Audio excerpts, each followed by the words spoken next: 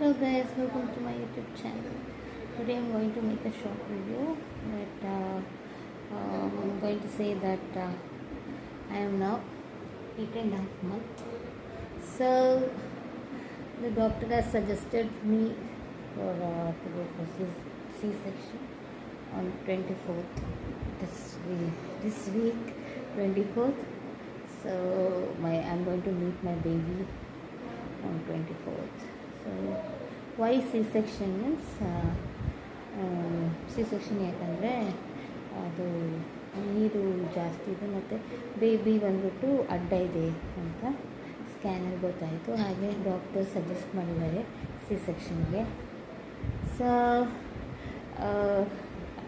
First time ಲೈಫಲ್ಲಿ surgery ಅಂದರೆ first time ನಾನು ಹೋಗ್ತಾ ಇರೋದು.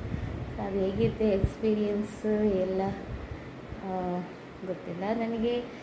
ಅದು ಗೋತ್ರೂ ಮಾಡುವಾಗ ಅದಕ್ಕೆ ಒಳಗಾಗುವಾಗ ಗೊತ್ತಾಗ್ತದೆ ಅದು ಹೇಗಿರುತ್ತೆ ಅಂತ. ಸೊ ಅನಸ್ತೇಸಿಯಾ ಕೊಟ್ಟು ಅದು ಪ್ರೊಸೀಜರ್ಸ್ ಇರುತ್ತೆ. So like that.